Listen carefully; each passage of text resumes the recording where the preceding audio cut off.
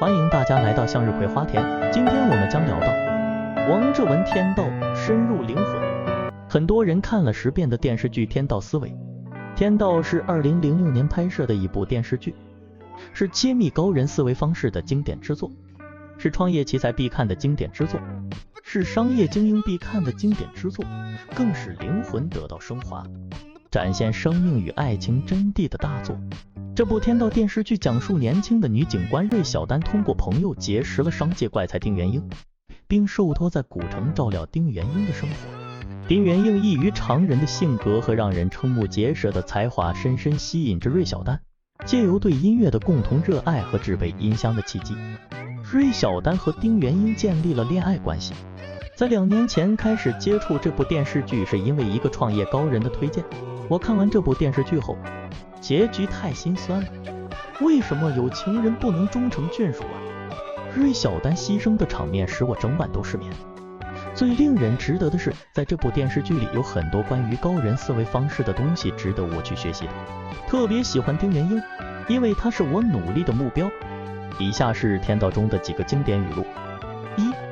女人和男人对话方式只有2个，要么躺着，要么站着，而男人，上帝给了一根大东西，生来就不需证明。2. 想干成点事就记住2句话，别把别人不当人了，别把自己太当人了。就这点规律而言，天下乌鸦一般黑。3. 这世上原来就没有神话，所谓的神话不过是常人的思维所不易理解的平常事。4. 你是一块玉，但我不是匠人，我不过是一个略懂投机之道的混子，充其量挣几个打发凡夫俗子的铜板。你要求的是一种雄性文化的魂，我不能因为你没有说出来而装作不知道。接受你就接受了一种高度，我没有这个自信。5. 不管是魔还是鬼，无非是思维逻辑和价值观与常人不同。地狱之门大不了就是不同价值观的2种人产生冲突所带来的痛苦。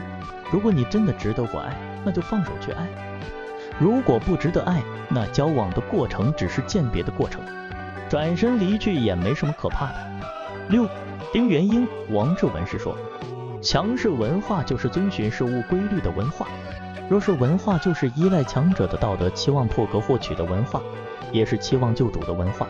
强势文化在武学上被称为秘籍，而若是文化由于易学、易懂、易用成了流行品种期，比如说文化产业、文学、影视是扒拉灵魂的艺术。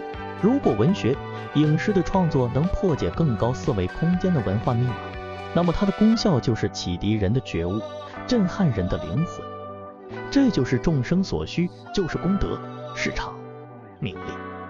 精神拯救的暴力与毒品麻醉的暴力完全等值，而且不必像贩毒那样耍花招，没有心理成本和法律风险。你的前途在哪儿？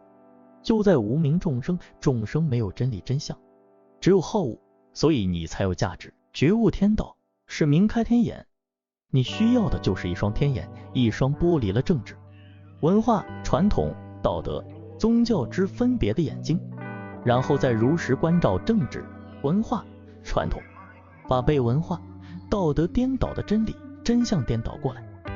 随便你怎么写怎么拍都是心意和深度，这就是钱，就是名利、成就、价值。随便你能说的什么，如果你能把上面第6、7、8段话破解，价值100万，字字千金，是在这个物欲横流、金钱至上、黑白颠倒的社会获取财富的真正心法。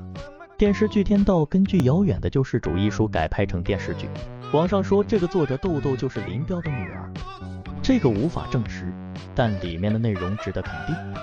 没有一定格局和世界的人士都写不出来这样作品的。如果你的今天的影片有带给你一点价值的话，希望你能帮我点赞、订阅以及留言，感谢你的观看，我们下期见。